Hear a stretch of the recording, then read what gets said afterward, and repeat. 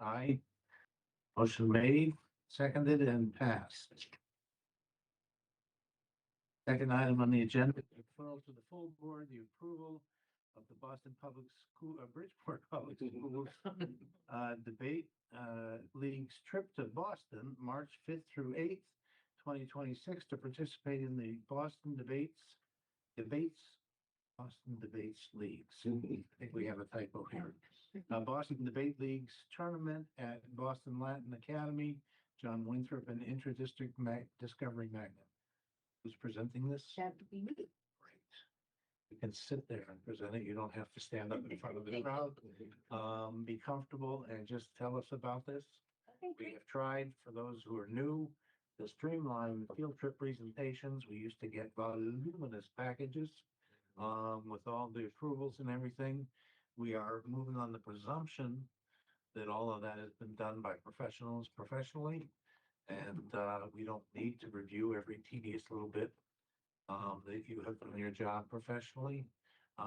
So you can give us a presentation of the field trip and what you're going to be doing. I know with some pride that my mother attended Boston Latin. So why don't you tell us about this trip?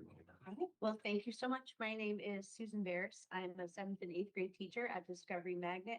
I'm here tonight speaking on behalf of Mr. Ron Rapice, who is currently, there is the MLK Day debate is going on right now. So he asked me if I could come and step in. So our wonderful debaters had the opportunity to go to Boston to participate in the Boston Debate League middle school debate. So it's a tournament from March 5th through 8th. We will be taking the train. There will be 8 students, 4 from Winthrop and 4 from Discovery. And our kids go, it's a policy style debate. I believe the topic is rare earth minerals. So our kids have been studying up on them. And we are taking the train. We're going to go there. And the debate is 2 days. So we go and debate on Friday and Saturday. And then we are returning on Sunday.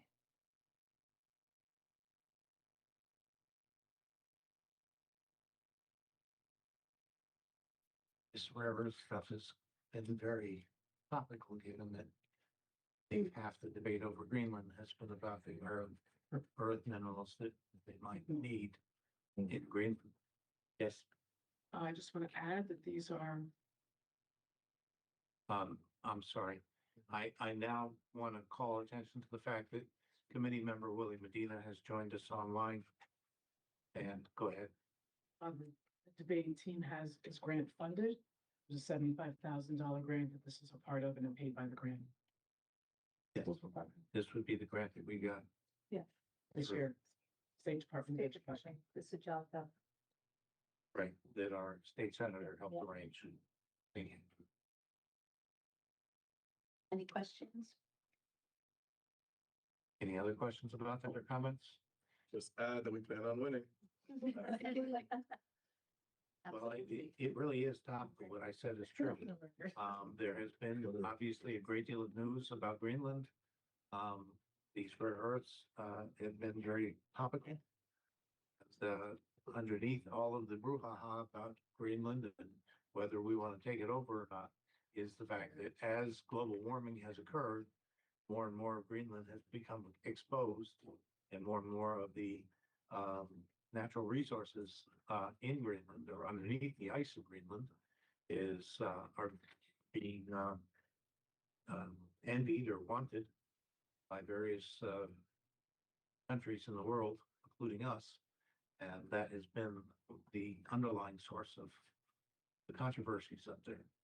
So it is a very important topic, and it's something the United States has been envying throughout the world. And this is a need as the world goes forward with the development of technological developments, I should say. So have fun and good luck.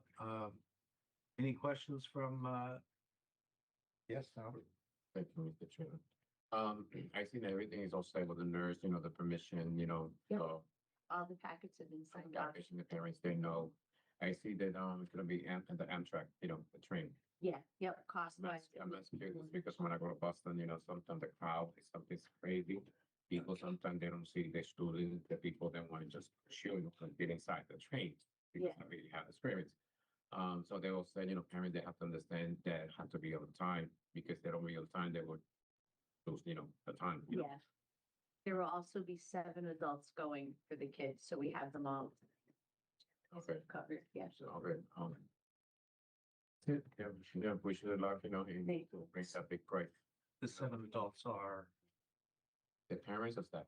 The staff, I don't believe there are any parents going. The parents, okay.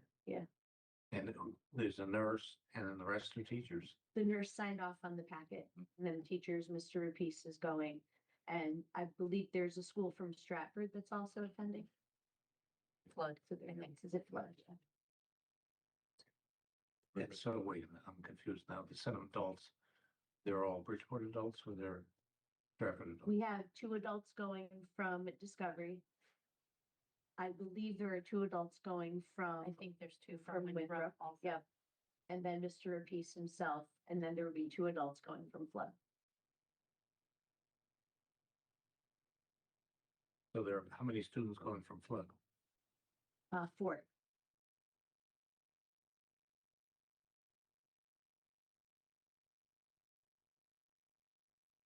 Any questions, Mr. Medina? No, thank you. Just a small comment. Would love to challenge them to be the very first to come back with some students to give us a report on how was the trip and their experience. I look forward to hearing from somebody. Great, we will. As always, represent Bridgeport. We appreciate that. Good luck. Thank you. Which other luck? Mr. Woodson, any questions?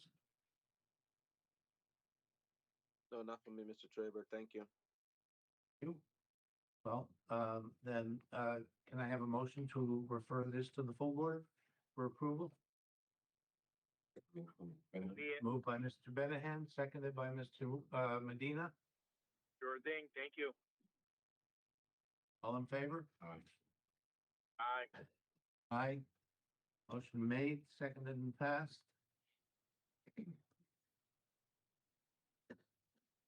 Very much. Thank you. Next item on the agenda, referral to the full board for approval of the Interdistrict Discovery Magnet Schools, June 1st through 3rd, 2026 overnight field trip to outdoor classroom in Ivoryton, Connecticut. Yes. Hi, I'm Alicia Romancic. I'm the science teacher at Discovery Magnet for grades 5 and 6. I'm excited to talk about Outdoor Classroom, formerly known as Nature's Classroom, a unique learning experience for 6th graders. We are going on June 1st to the 3rd to the Ivoryton location at Incarnation Camp on Bushy Hill Road in Deep River. Fleet Transport has confirmed our reservation. The trip costs $348 per student. We're currently working on fundraising still to lower the cost. Boys and girls are housed in separate dorms. There's 2 beds in a room, private bathrooms and showering facilities. Adult chaperones will also have a private room and a separate bathroom facility. There'll be 2 female teachers and 2 male parents of the boys that are attending. At this time, there's 34 students going. Safety measures are in place, including trained staff with emergency procedures. There's a full-time on-site medic that handles all administration of care, medications, and paperwork. Emergency plan was attached to the Board of Ed field trip packet. There is a packing list provided to all the students of what to bring. The families fill out a family packet. The chaperones fill out a separate chaperone packet. So all the information and details are on record. Could you repeat, you said 348 per student, how many students? 34 students, $348 per student, $334 for the bus. Over, above the 348 per student? Yeah, 334? for the bus. Mhm. And how many adults you said? 4 adults from Discovery, 2 male parents of boys attending, and Miss LaFontaine, who teaches ELA grade 5, will be attending with me. And then the staff usually is 5 or 6 of the outdoor classroom staff.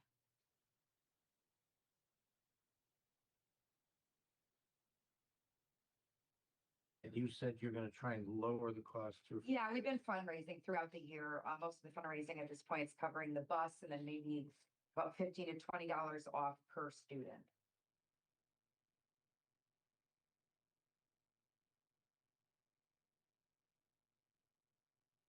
In the middle of collecting our second payment in February.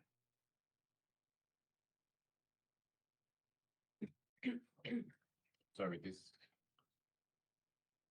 Let me just finish this. So if fundraising does the bus and 15 to 20 per student, for the sake of my math, just easier, the 20 per student, so the 328 per student would be paid for by, So the $348 right now, the parents have paid, it'll be $200 at the end of February. have to pay for that? And they'll have to pay an additional, probably the trip will probably end up being about $325 per student. Right. Go ahead.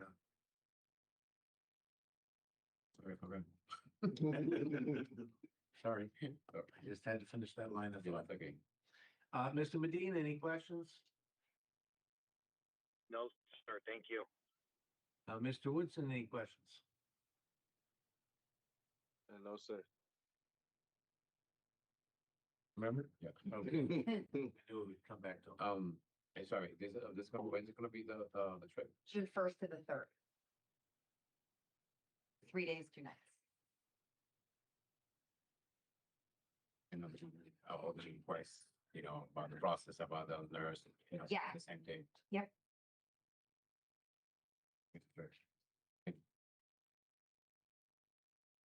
Okay, I'll take a motion to approve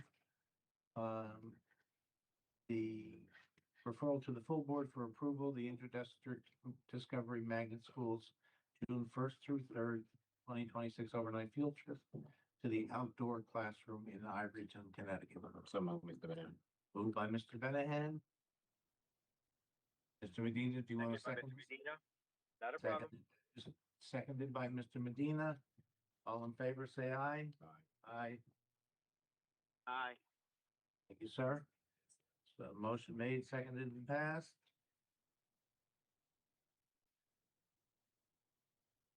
Item 4 on the agenda, referral to the full board for approval of the interdistrict Discovery Magnet Schools, May 13th through 15th, 2026 overnight field trip to Washington, DC. Hi, good evening. My name is Jennifer Brown. I teach 7th and 8th grade ELA at Discovery Magnet School in Bridgeport. Tell us what you're gonna do in DC or about the Yep. trip. So we contracted Silver Mill Student Travel to plan an itinerary for the trip. It's about $700 per student. There are 38 students going. We're taking a coach bus. The bus has a bathroom. We're leaving on May 13th, about 7 o'clock in the morning, and we'll be back Friday, time to be determined, which is the 15th. There are 12 chaperones, 4 teachers, 12 chaperones, yes, and 8 parents that are going. There'll be 2 male chaperones, and the ratio is about 1 chaperone to 3 students. The teachers might have 4 students, like 2 teachers. Sorry, how many teachers did you say? There's 4 teachers and 8 parents. Will be chaperones Oh, this trip, I see. 8 parents. Yep. which makes 12 and 4 teachers. I got it. I guess. chaperones. And what are you gonna be doing? We're gonna be visiting the African American Museum, Smithsonian Zoo, the Arlington Cemetery. There is a visit to like a Capitol tour, like a visitor center. There, I don't believe we're going to the White House. It's like the White House. It's an experience. Yeah, this is a room with a video. We'll be seeing very little of the White House. So, and then the meals are included. Is this already set up and everything already arranged? Everything is set. There is There in been the, any changes in availability of access to, is to, to change the federal government? oh, you mean if something's closed when we're Yeah. there? Mm. Josh is aware and he would make adjustments should that need to be as we get closer to the time. Josh is from Silver Mill, Yeah, our, the travel company. Yep. Yep.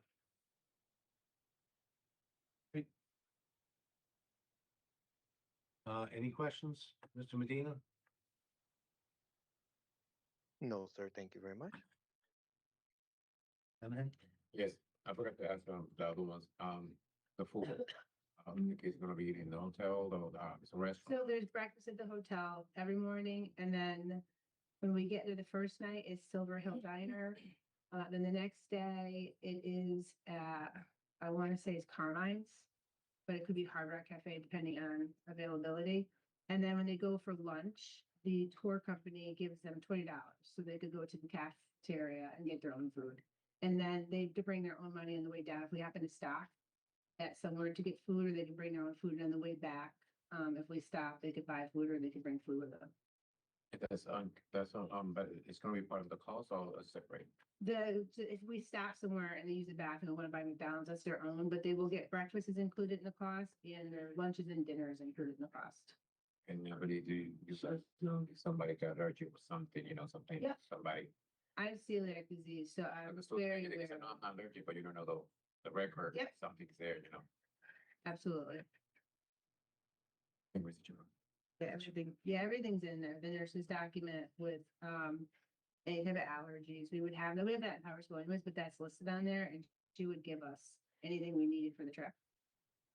We also have a safety plan. It's included in the trip packet. If say that like a parents, although the parents, I ask you, what you think, want to issue, they're part of the school, they be involved, they know what's going on, so you guys don't. Yep, these are Discovery parents that go on the trip to, for our trip, yeah. And most are back numbers. Thank you. Any other questions, Mr. Woodson? Anybody? No, I'm good. Thank you, Mr. Traver. I'll make a motion to approve the field trip to Washington DC on May 13th through 15th, 2026 to refer to the full board. Moved by Mr. Benahan, seconded by Mr. Medina. Seconded by Mr. Traber. All in favor, say aye. All right. Aye. Medina, are you voting? Still here to vote? No, motion made, seconded, and passed.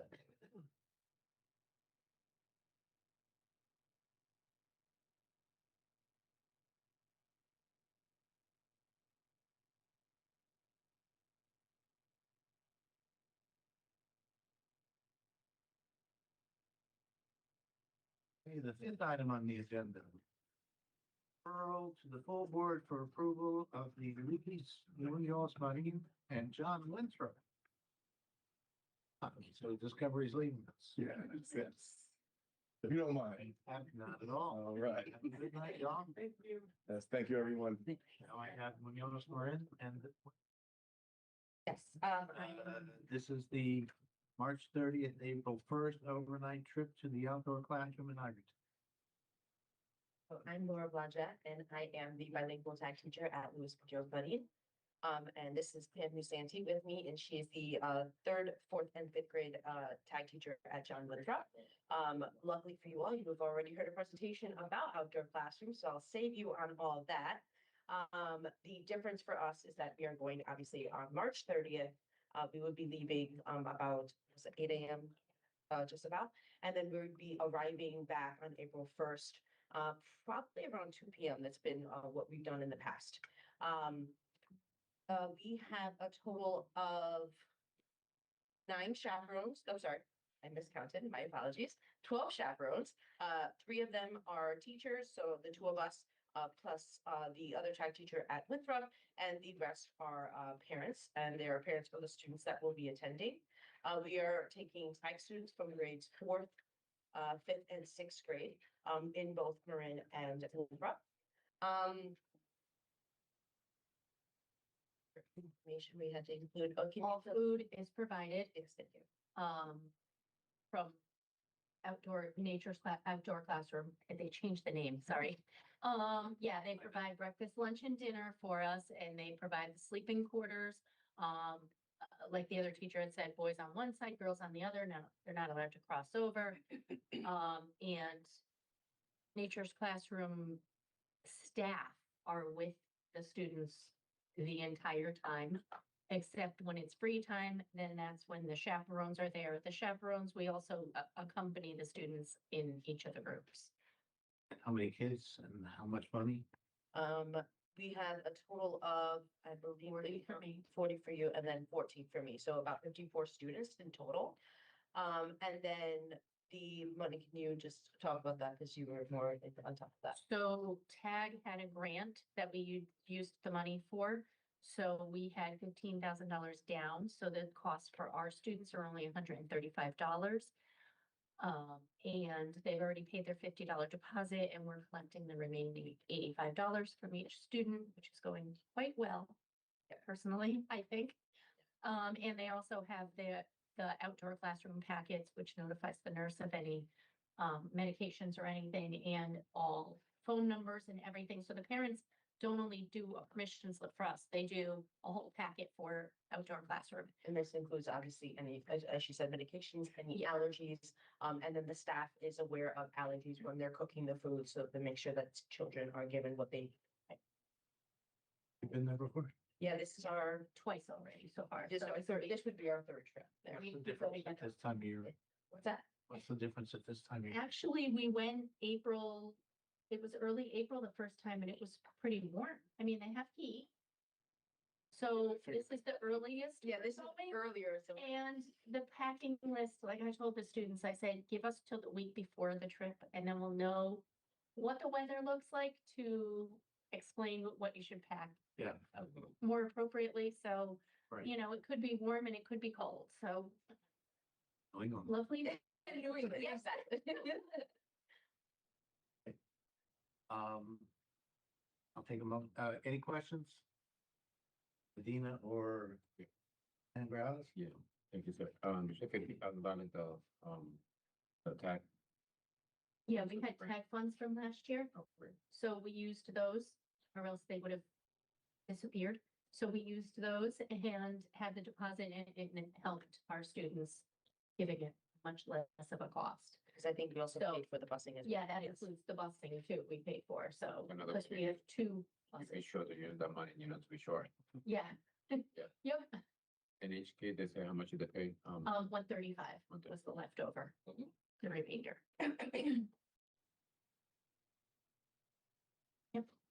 Mr. Medina? Mr. Woodson? No, thank you. I'm good, thank you. Okay.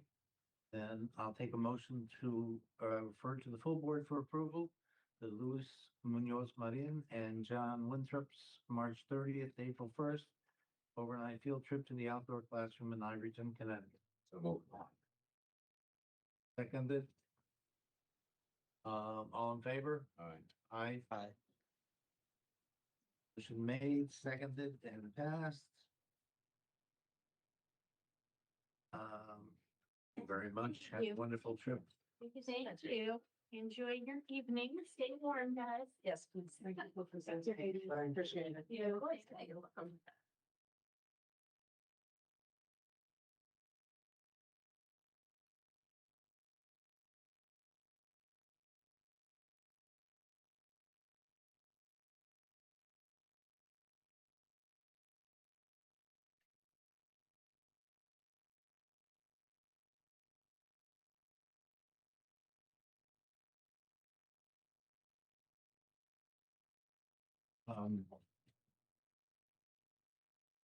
Start by apologizing to you for the last minute requests.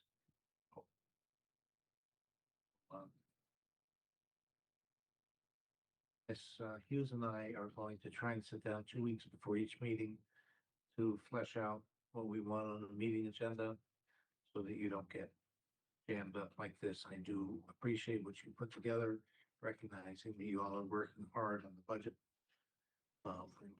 So I appreciate whatever you put together. If you come tonight, said you didn't have time, I would have accepted that.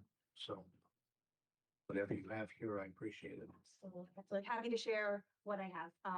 And when we get to the actual allocations, this report was run on 113. So hoping that we've seen some improvement by then, but we'll get there. So we'll just start with, thank you for having me. I'm here to talk about the PAC and PTSO budgets. And so on the next slide, it just talks about, start with the celebration, where we are. All of the PAC and PTSO budget action plans have been completed. There's one pending submission to the business office, and I did speak with that administrator today. The action plan is complete, and by the end of this week, it will be submitted to the business office. So all of those are in there, and PAC and PTSO leaders can begin, if they haven't already, to submit their orders. On the next slide, we've talked about this before, but just again, the guidance around the P10s. I know Mr. Ben Hollis, we've worked closely to make sure that this process is very well outlined, that parent leaders know what their responsibilities are, the school knows what their responsibility is, and then for record keeping within the school, we do encourage them to maintain a binder so that those records are kept in-house as well.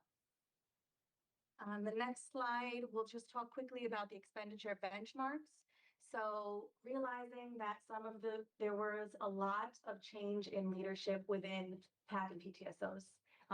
Some elections were held, new roles were had, and so there was, for some schools to get up and running was slightly delayed. Where we would want to be as of now would be about the 65%.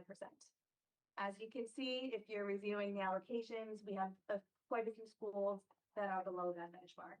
Ms. Bell and I were just kind of talking about that, reviewing where the schools are. I don't think it's time to panic. I think that it is a time to just collect ourselves and start to amp up with spending of the funds. Yes. Just to make sure, because I think you are, you're saying on the far right column, percent used, That's correct. they should be at 65% used. If we're following our expenditure benchmarks that we set at the beginning of the school year, yes, that is correct. Great, Yes, thank you. you're welcome. And so, this is a really great time. We're coming back from, the vacation, the holidays. Now our planning needs to be underway, and the P10s need to be submitted in order to get on track for these benchmarks. On the next slide, I just wanted to share, I've been supporting Ms. Jeanette Heron on her efforts to support PAC and PTSO leaders. So in collaboration, this is what has been done so far to support the leaders of the parent PAC and PTSOs. So Ms. Jeanette Heron worked with the IT department to be able to assign each president their own BPS email address.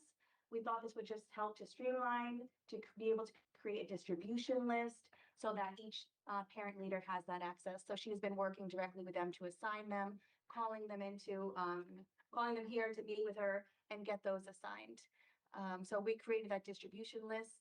Ms. Angie Morales from the business office, she provided a very comprehensive training to the parent leaders, and I gave you a copy of her presentation as well, in case you wanted to look over it. We hosted a virtual training for all parent leaders, and she went over the entire budgeting process. We talked about different vendor options for food as well as educational materials. We went over the expenditure benchmarks, the procurement guidelines. And if you take a look, it's a really great presentation that she put together, and one that if parents were not able to attend, we have it on hand to be able to share with them. Ms. Jeanette Heron is offering one-to-one budgeting support as well. So parents are welcome to come here to meet with her in order to support those efforts. And we're planning 2 professional developments for all PAC and PTSO leaders, not just the presidents.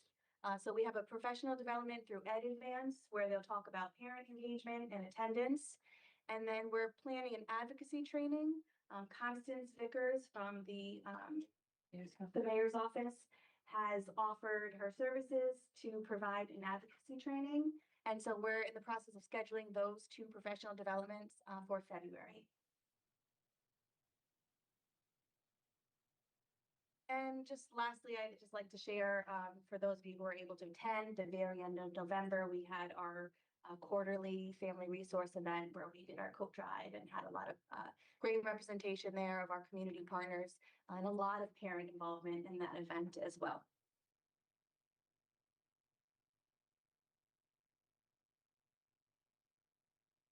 And like I said, this report was pulled on January 13th. So we are hoping, and when I come back again, happy to give you an updated report, but we are hoping that there has been some progress since then. But we are aware of which schools we need to work with and support in order to get caught up with our benchmarks. The executive director's interaction agenda will be sending weekly reminders. Principals to be monitoring the balances. We'll also call them one-on-one individually just to check and see where they are.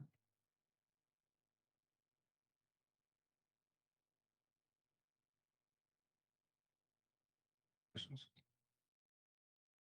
Yeah.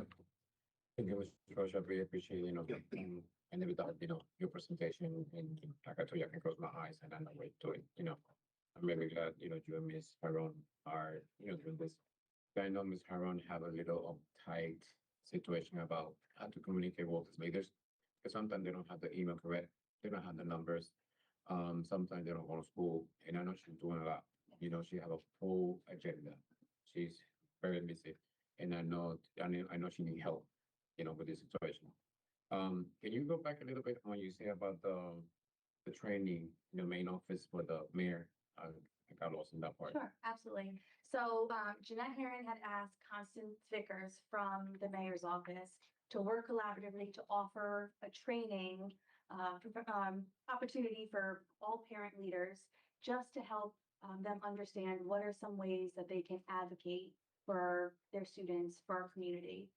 And so they've just started to look at some dates in February. It's at the very initial stages of planning, but we do want to be able to educate families, give them some resources, and they're looking at putting together a template letter, letter, and then some other templates for them to be able to refer to use when they're looking to advocate for funding. Because when you say like I need this help us to remember PAC and people, so they are here for the parents. They have to educate parents, help the parent, resource stuff like that. I don't want to look like they're gonna help the students. Right. But if you have a workshop, including the student, the child, and student, that's fine. Okay with that, of course, we need to help the parents. But my opinion, I prefer, that's my opinion. Everybody have different opinion. That just public school, you and the team work with the PAC and BDSM. Absolutely. Why the reason I don't want to get involved with the situation? Because, I don't want expulsion. I don't want people to think different, because we all have a lot of things to do. Right. I don't want things to get mess. That's the word. I don't want things to get mess. I want the first proposed school, and I'm very glad they will help, but I would like to have, that's my opinion, to have the department, with general, I'm working with the PAC and BDS over here, not include the city. City have a lot, and I don't want the city come with different ideas, and I don't want the parents get confused. I'm worried about that part. That's my thing. And one of the best things I will ask you, I don't know if you have in your report, is much money is in the parent convention. Asked that question from last year, and I'm still waiting. I don't know what is the scare or secret, because I was the last chair doing the parent convention 2019. From 2019, we're in 2026. I don't have no answer. Much money is there for parent convention that I know, and I believe they never use it. They use a little bit, I believe, with last year they did in oh my God, the event they flew in Yes, it was Tonic, right? They held a parents. Yes. Yes. yeah.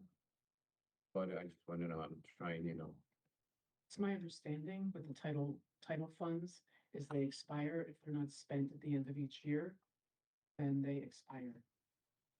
that wasn't Either they would spend it on something else or send the money back, and I know we didn't send anything back, so I have to follow up with our grant department.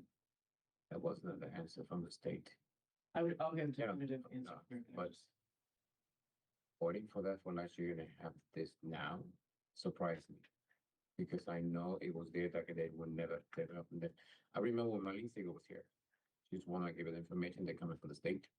That the money from the parent convention that would never expire, they will be there, and that was the reason.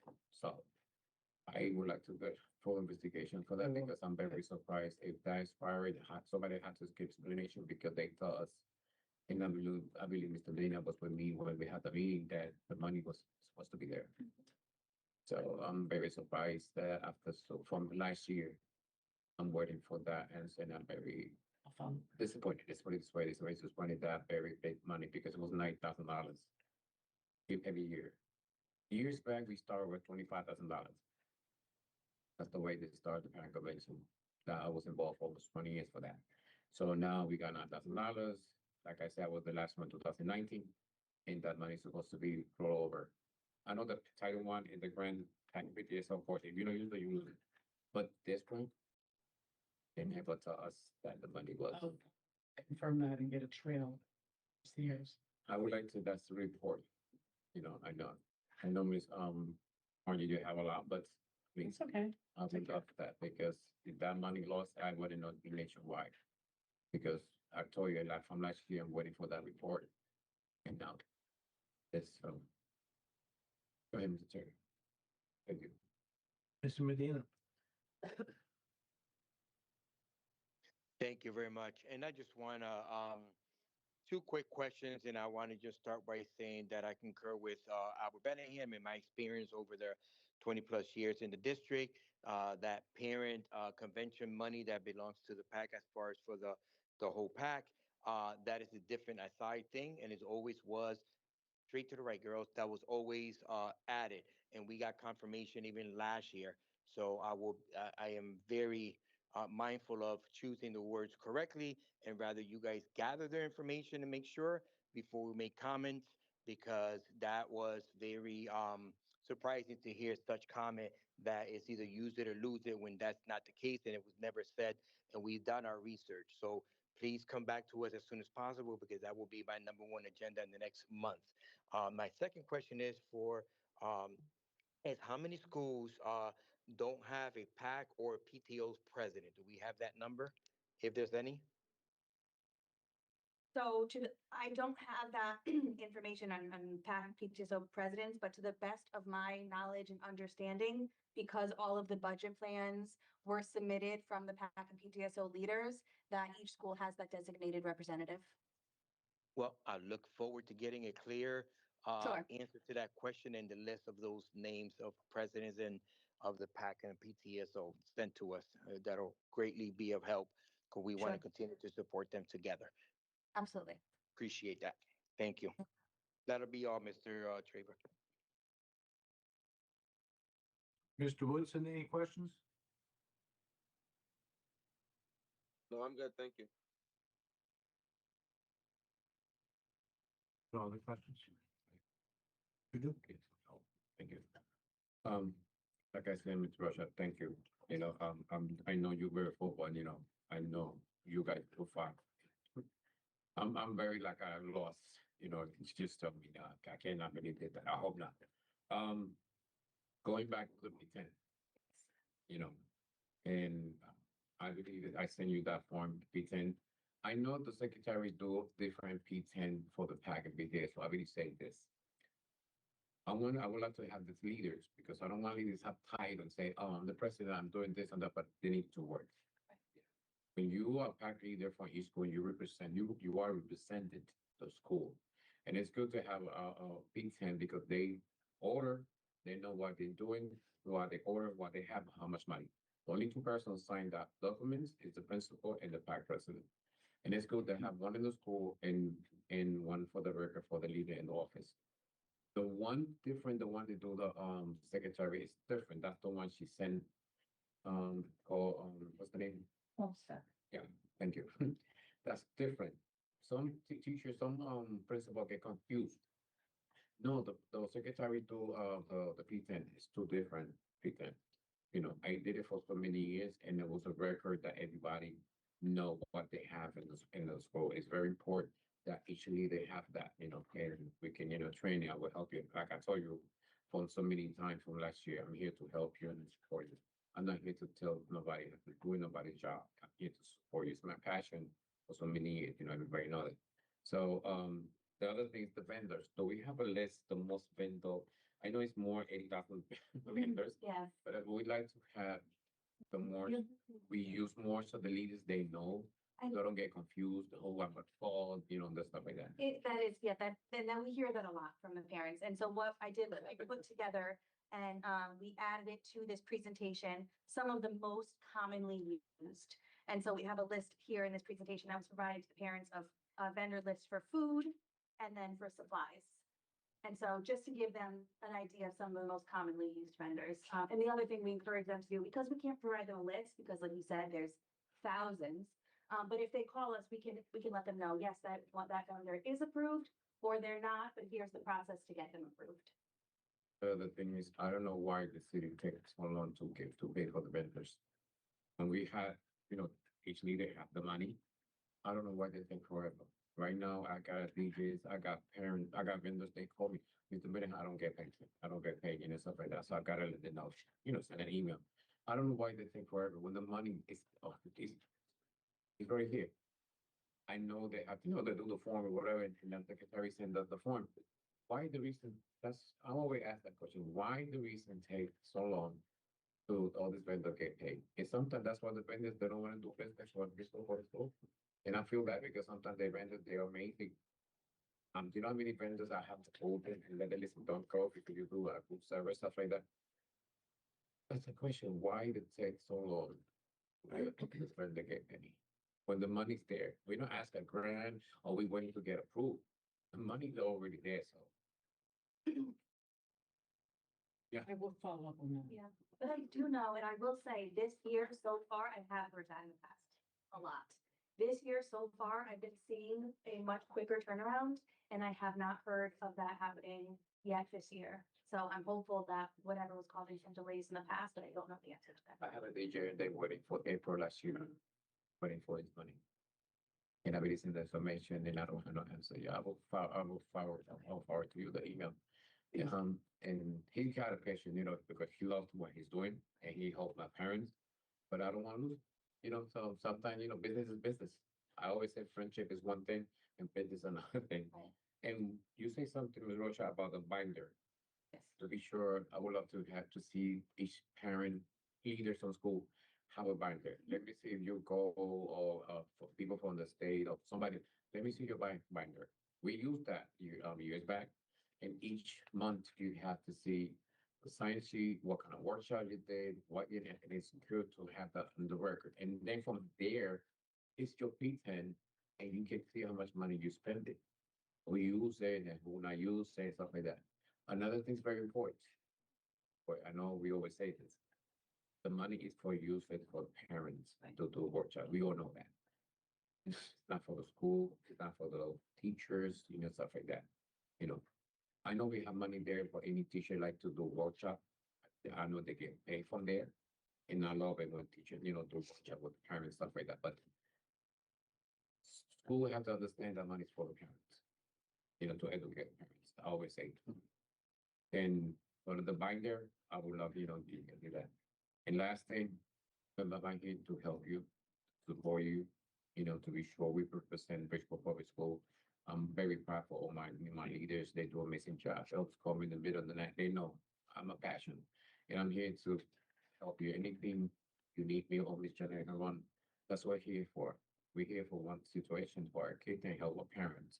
I'm not here to tell you what you have to do because that's not my job. And either nobody, and I'm here to take nobody's job. I don't want that either. I'm busy. Yeah, I'm here to just to support you. Anything, need me, I'm there. But the big question, please let me know, as Mr. Medina say, the parent convention. That put me like, I don't know if I can. So I was speaking in general, just Yeah. for the overall Yeah, for the bag. flow of funds. Yeah, please, I would like to get information on that. No question for now, Mr. Chair. Thank you. Any other questions? Thank you. Thank you, Welcome. Carly. Absolutely. Appreciate it. Yes. Thank you for everything. Appreciate it. You like always amazing. Next item on the agenda, item 7. referral to the full board for approval of the high school replacement statistics books lab license. I don't know.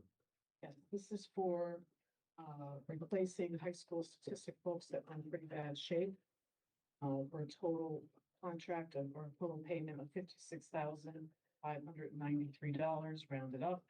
It includes 225 books and 9 licenses. Sorry, 9 9 instructor editions, and then 225 books and lab licenses that go with it. Explain to me what an instructor edition is. Teacher guide. Teacher guide. Sorry, I was reading. Teacher guide. It's been a long day, guys. We understand. So 225 books and 9 teacher guides. Yes,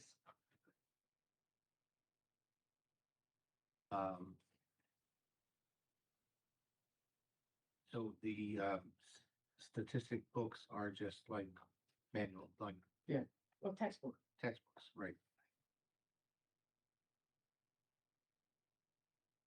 And these are used in classes at all the high schools or where? I think he ordered to replace the ones that were in pretty bad shape across all the high schools.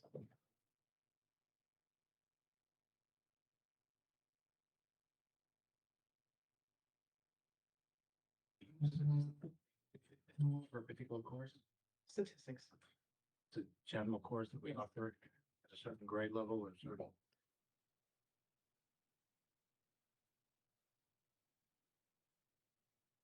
Mr. Medina, I need a motion to approve. Do you have any questions?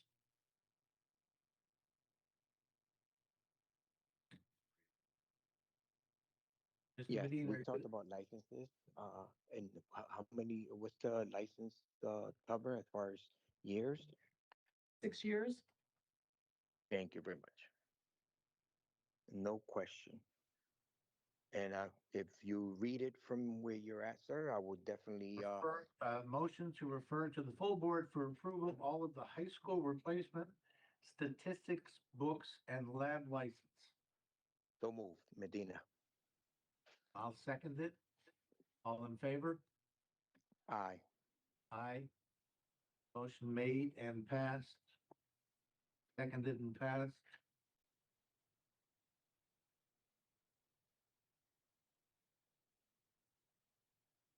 Item 8 on the agenda is referral to the full board for approval of the goal book dash SPED IEP development and progress monitoring.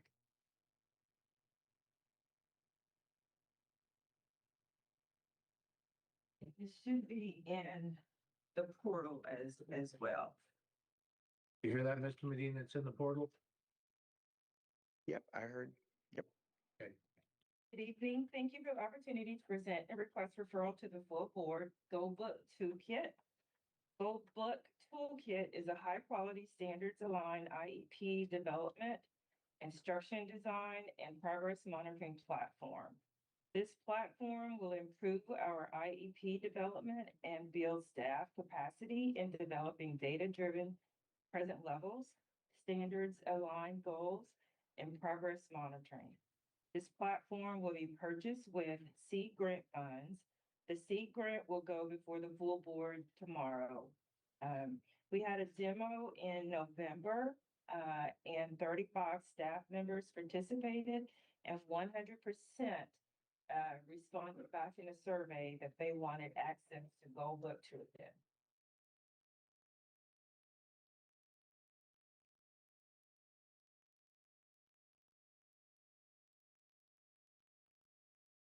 %100% of how many? 35 participated and all 35 responded back that they wanted access to this platform.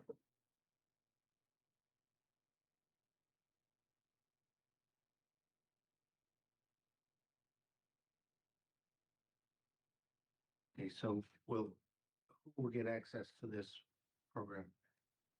It will be our special education teachers, social workers, speech language pathologist, occupational therapist, So a lot more than the 35. a lot more than 35, but in part of that 35 were teachers and speech language pathologists participated. We've also had our supervisors to have a demo with it as well, and all of the feedback has been positive.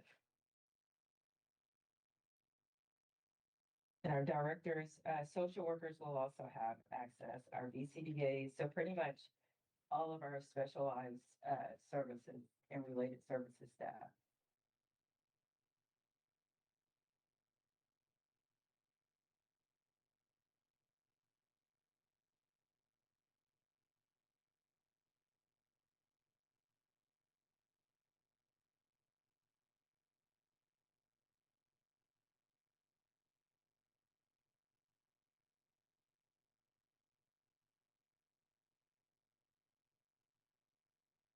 Um, I'm looking at this on page 3.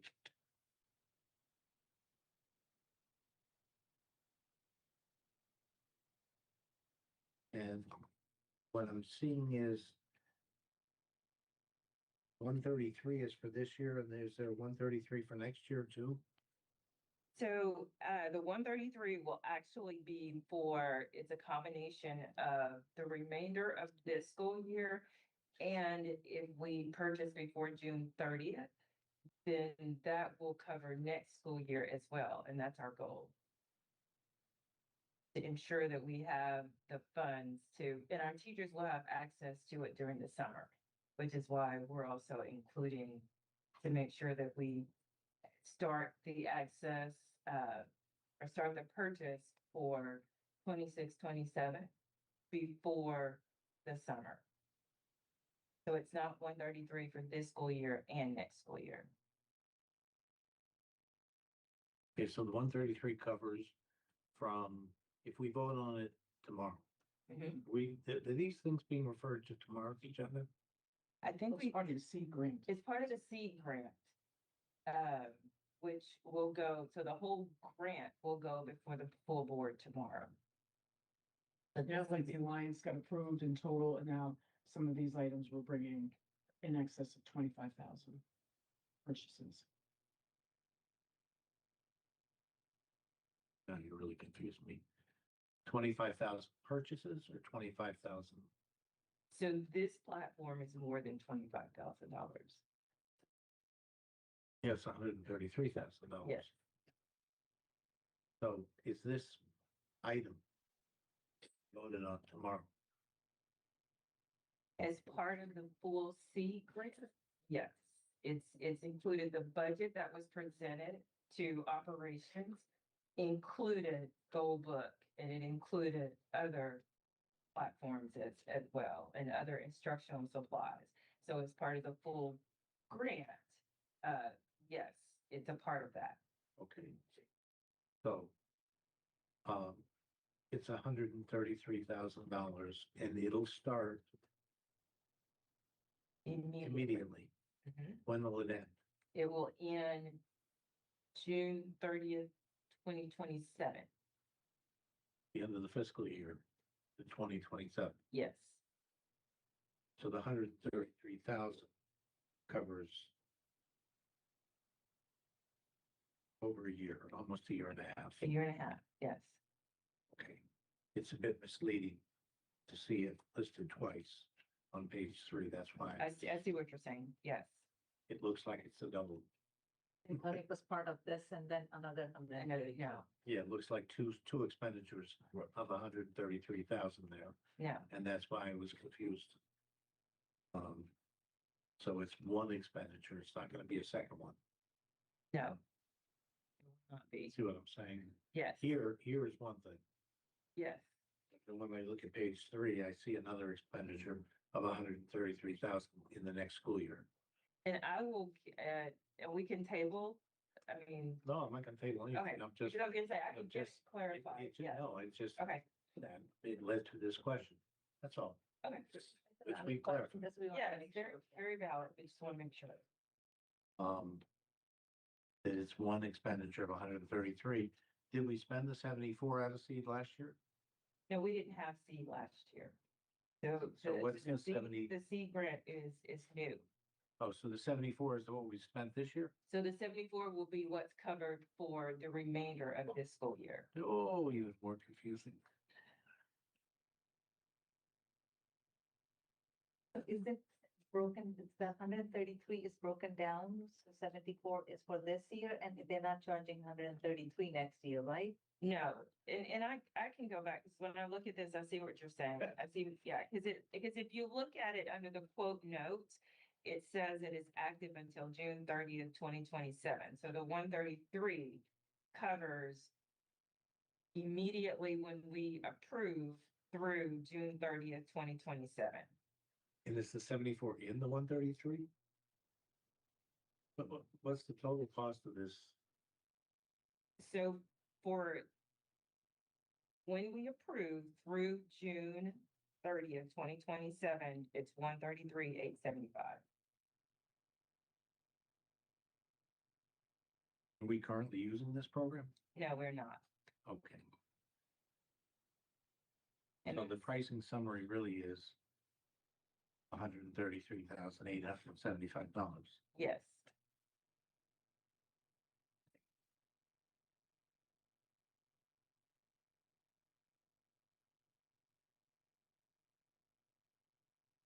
Mr. Medina, Thank you, through the chair. So I'm gonna start backwards because I want to touch in the same questions in line with what you're saying. So, I do the math because I love math. I know that he saw for lack of, I don't have my iPad with me right now. I apologize for that. But, you mentioned the 74K. So if it's 74K for the rest of this school year, that will bring up next year only being 59K, according to my math. So if that's the case, my first question will be, where is this, what you call the C grant? Is that from this year or is that for next year? How is this grant being applied? Is it for this school year that we're using that 133 purchase? Or are we splitting it between this year C grant, the way you call it? I apologize for not knowing the spelling of this grant, and next year. so the way that it's presented, the purchase will cover both this year and next school year with the current seed grant that must be expended by June 30th, 2026. As long as we paid for it to cover through summer school, then it will actually cover the remainder of this school year and next school year. We are targeted. We're Go ahead, I'm targeted. sorry. I'm sorry, we're targeted to receive additional seed grant funds for next school year. And we will use some of those funds to cover the remainder of next summer and the next school year with the grant funds that we receive next school year. So my question, I will ask it again, maybe simplified if need be. This might be simpler. So the money that's being used right now in this grant for this 133 is the money that we have this year that we could use to purchase it for this year and all the way covering all the way through June 30th of 2027. Correct. I just want to make sure that it's this year. So whatever we need for the following after June 30th, we can use next year's seed grant money. I just want to make sure it's this year's seed grant money that we're using, not dividing it into two. It's this year's seed grant money that we're using. That expire according to you June 30th of 2026. We need to hurry up and use that money. Yes, Correct? it's Thank you one of very much. those use it or lose it. No, I'll use it. Let's go. Buy me a pair of pants if we need to. I don't care. Let's use it. Absolutely. I appreciate that. I just want to make sure I was clear about that. So I know there was confusion with the numbers. I haven't seen the contract, but I know this is being presented to the full board. So just be prepared to some of those questions to have some sort of clarity to make sure that we are pushing the right information to the full board. So I appreciate it. And I think that was my only question because actually through the presentation, you answered my two questions. Thank you very much. Back to you, Mr. Chair. Thank you. Page 6.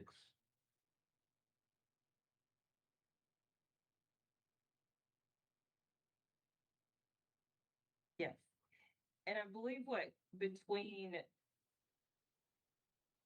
last week when we were going before operations, there have been some changes. So again, this document, the single page is what we're going with, but I will get Well, clarification you need to get this and any clarified, updates before tomorrow's meeting. because page 6 is saying that there's 74,375 due in February. And then an additional, I And see then what you're saying. 133,000 due in June. And then another 133,000 due on June 30th of 2027. Yes, I see what you're saying. I mean, that's fairly clear. And it's for the following school years. I will get clarification before tomorrow night's meeting. And that it's effective through, if you see right up above that, the service end date is June 30th, 2028. And that's with the additional of that 27-28 school year, which we're not there yet. So, Well, If- except that it's here. right, So that's why I'm saying that we need to clarify that. That's the quote form, and then that's followed by the signature page. thank you. So. But I'm happy to refer it to the full board, and you can figure that out, explain it to us by tomorrow night, since I do support this. I do believe from your presentation that it sounds like a worthwhile tool to give to the teachers. We just have to figure out the cost and be clear about what we're spending. But I know that it's from this seed money that the state has made available and is hopefully going to make available in the subsequent year. That we have to come up with innovative new ways to spend. Yes, and we do know that we will get it for the 26-27 school year.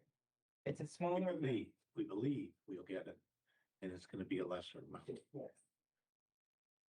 So, having said that, I make a motion to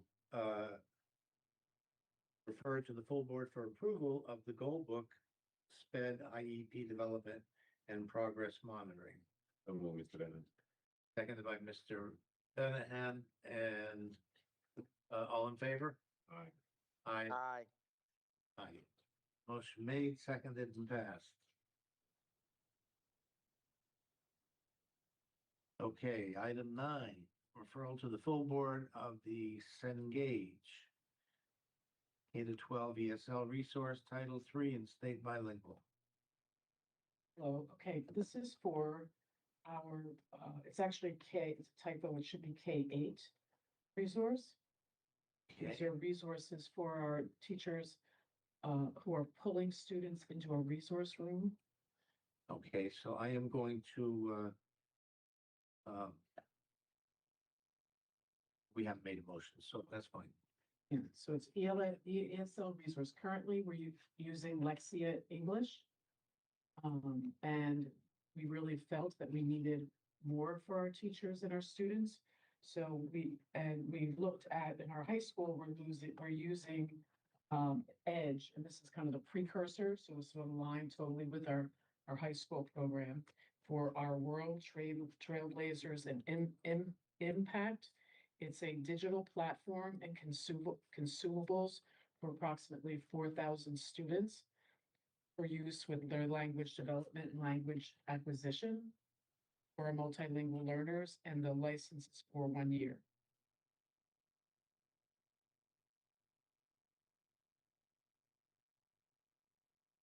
$303,853.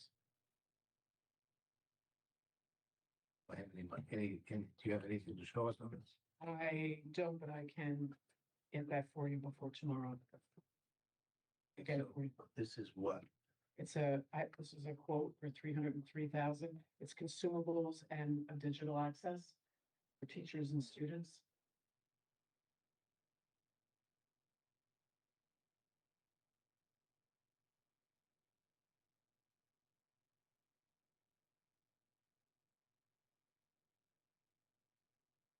Tell me again what it's for. The resources for our ESL teachers at the K-8, they pull students from classes and bring them, they have time with their resource teacher for their multilingual learner language development and acquisition. And these are resources other than, currently they're using Lexi English, which is a computerized program, a digital program. And this provides lessons for the teacher to use with the students, student consumables, and a digital platform access. Teacher and student resources to enhance the ESL time. Yeah, I'd like to see something about what it's like, what it's about.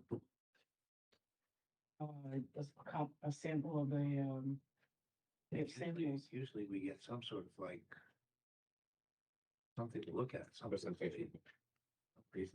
Okay, I can. So. And you're gonna give us Cengage in the next item too, right? Cengage is a renewal of our Edge. This, as you know, we expanded our multilingual learner support services at the high school from, we were at 2.5 years.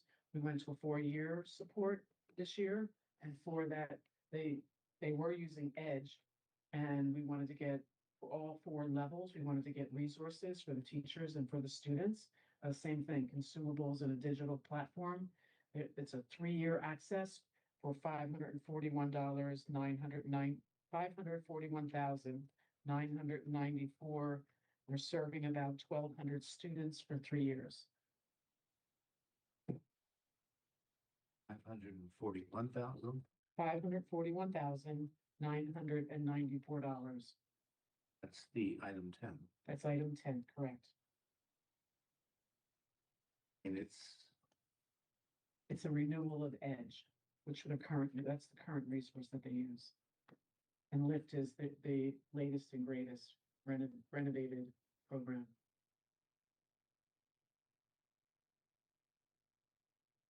that we're currently using. Right, currently using Edge, yes. And we're moving into the K-8 with this similar program. Right, it's the precursor, if you will, that would lead up to the Lyft program at the high school. Our goal was to find district resources for our teachers and students that were coherent and aligned right through K-12. So when we do this, we go out and look for materials, Because this is a renewal, but that would be 10 is a renewal. and renewal is 10, K-8 is none. correct, that's very much. When we do this, are we doing this in conjunction with the administration and the teachers? Do we, This quote was put together last year.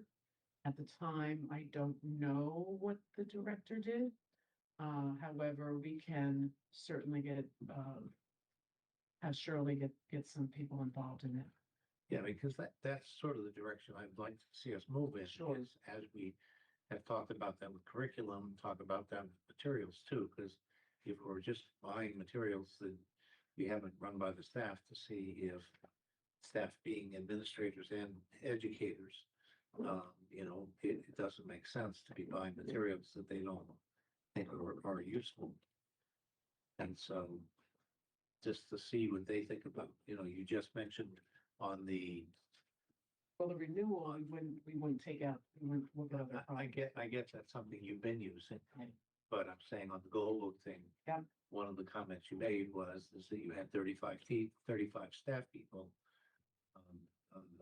sped teachers and social workers and other specialists working with this. No, this is just our ESL teachers.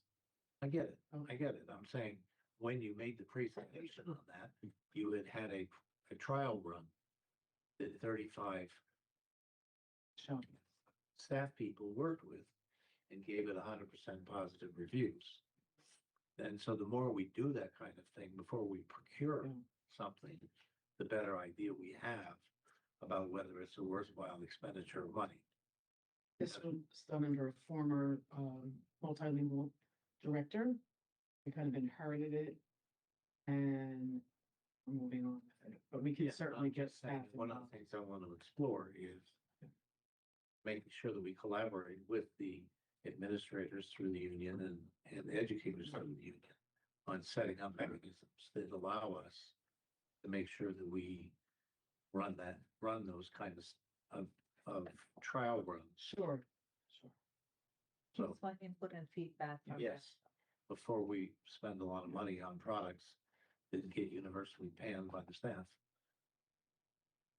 That's fair. We can go down. Do that. Anyway, It may have been done. I don't know what the prior multilingual director did, but I can research that. yeah, I understand. Anyway, any questions on, item 9, referral to the full board of the Cengage K-8 ESL resource? Mr. Medina, Mr. Bennett? I have no question, but I have a comment. So you can provide us. You can provide us and send that, the information because we don't have it. Yes. Yeah, tomorrow night we'll see. Yes, I see the information. All right, thank you. Mr. Medina? No, thank you. I'll wait for the full board. Thank you very much. Mr. Woodson? No, I'm good, Mr. Traver. Thank you. Okay, I'll take a motion to refer to the full board, the Cengage K-8 ESL resource. So move, Mr. Bennett. Moved by Mr. Benahan, seconded by Mr. Traver. All in favor? Aye. Aye. Aye. So moved. And on item 10, referral to the full board of the Cengage Lift High School Curricular Resource. This is a renewal and upgrade of a current program, upgrade of the current EDGE program. I'll take a motion. So move, Mr. Bennett. Moved by Mr. Benahan, seconded by Mr. Traver. Refer to the full board of the Cengage Lift High School Curricular Resource. All in favor? Aye. Motion made, seconded and passed. And again, I would like to see material of that too tomorrow night. A hard copy of the material or a You can summary? show it up on the board. Okay. I just think we need to.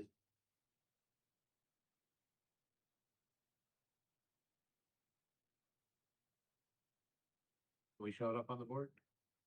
You guys it's a special meeting tomorrow. So only the items that are on that agenda.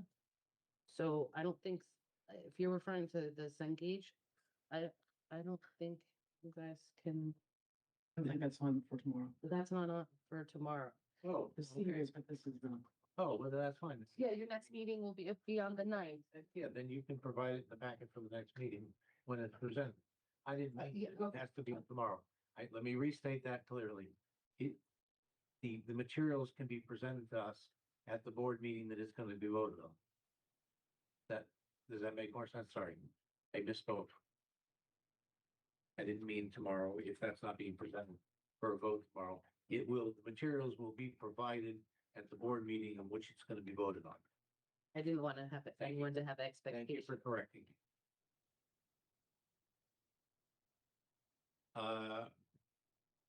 Referral to the full board, item 11, of learning A to Z renewal. This is an online reading material for our multilingual learners. We've been using it for several years, and this is the online renewal.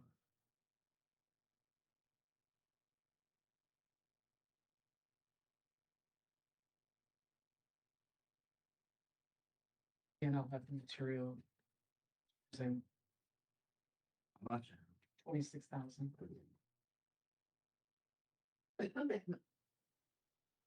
Are we paying for all these things? This is through Title III grant.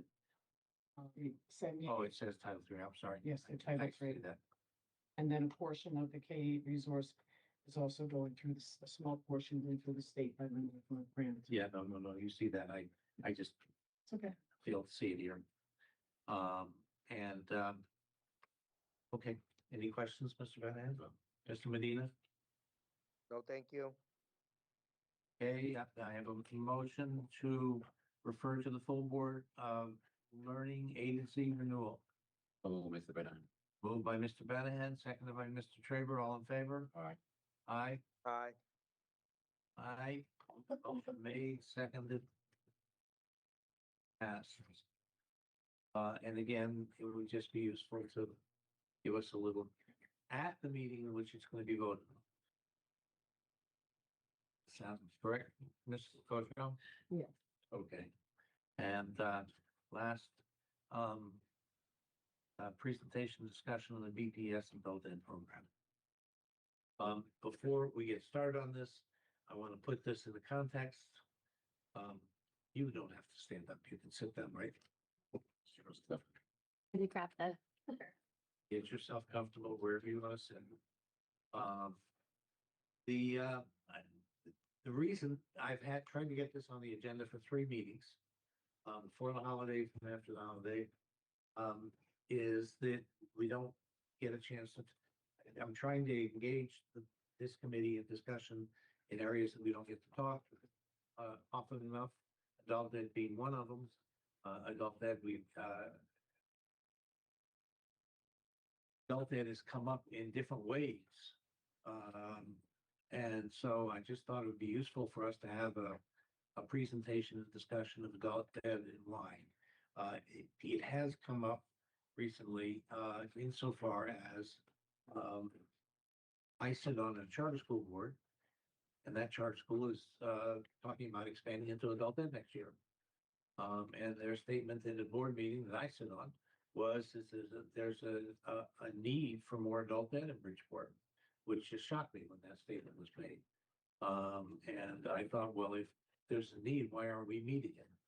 Now that notwithstanding whether that's an accurate statement or not, it made me realize that I didn't know the answer to that question. So I thought we should talk more about it, but I need to know more about it. In the same time, adult ed has come up with regard to facilities and whether or not we need more adult ed facilities. And that also would suggest, a discussion of need and space. So I thought, well, let's just have a discussion, have you come down and meet with us. And it's late, so I don't want to make it a long discussion. But I thought if we could initiate a discussion about adult ed and sort of how we honor it, how we, I've gone to the graduations, I attended and heard, but I actually haven't gone to some things during the year, but I thought it would be useful for us to initiate a discussion about adult ed. It's a part of our program and you need to know more about it. And for that, I'm grateful. Thank you very much. Thank you to the board for having me here tonight. I welcome the opportunity to share the exciting things that are going on in adult education. I'm just entering into my 3rd year in adult education. So I wanted to start just by sharing a little bit about adult education. It's different from K through 12, so oftentimes I do receive questions. So I thought it was just best to start with an overall perspective on the program. So make sure I can advance this. No. You can also go to Sam and You he'll want be to able. advance for me? It's not clicking. Oh, wait, it is clicking in here. Hold on. Why is that happening? It's not advancing there.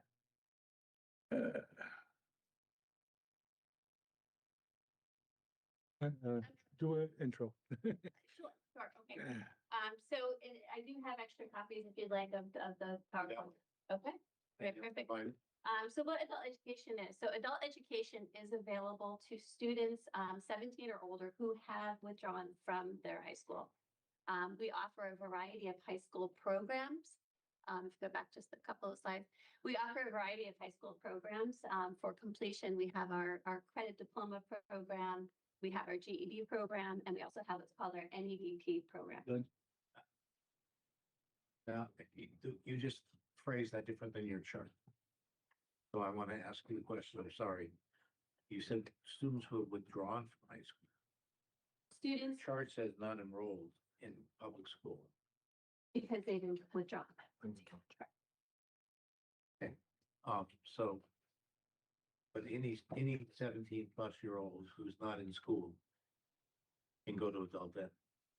Correct, if they have officially withdrawn from school.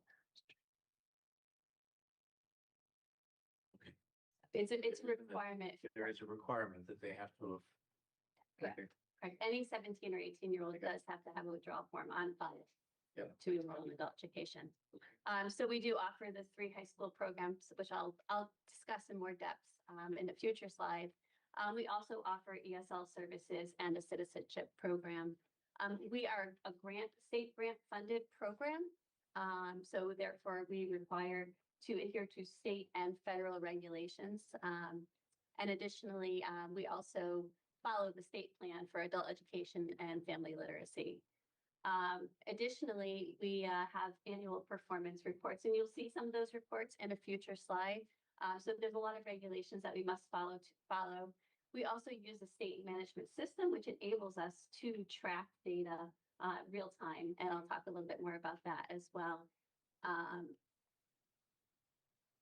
And then lastly, something that is a little bit different from K-12 is that the adult education program is aligned with the college and career readiness standards and the English language proficiency standards. They are a rigorous standards-based instruction that provides academic growth, language development, and successful transition to post-secondary education and employment. I really want to highlight that because when a student enters adult education, it is our goal to make sure that when they leave adult education, we know what that next step is for them. So it's not just about earning the high school diploma, it's ensuring that they're successful once they leave us. And to that end, the state does require that we track outcomes for 1 year post-exit from our program. So we do also track that, and that actually does inform funding at a federal level that we have those post-exit outcomes.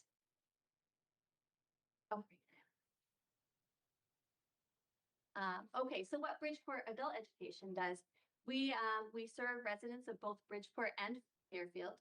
We offer flexible scheduling. This is really important because our students coming to us have a variety of family situations, work obligations. So we really try to be as flexible as possible with our program to ensure that students can onboard and sometimes even switch their program throughout the school year. We do offer open enrollment so that students can come in at any time during the year. We currently have 5 locations that we have services at. The Adult Learning Center over at 418 Kossuth Street.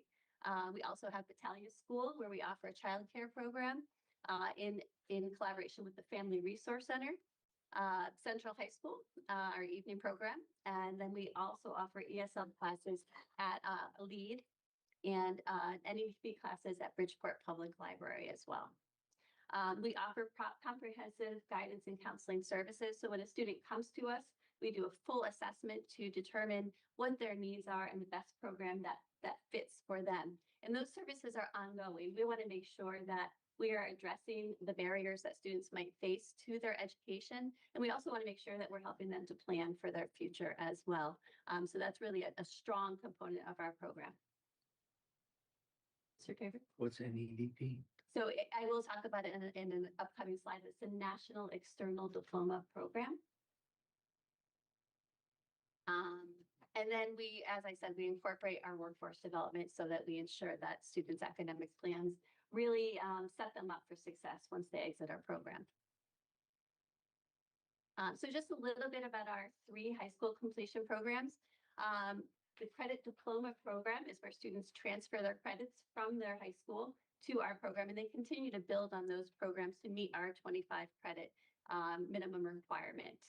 Students have a variety of ways that they can earn credits. They can do in-person classes, they can do online classes, but we also offer credit for things like volunteer work, military experience, independent study program, and work as well.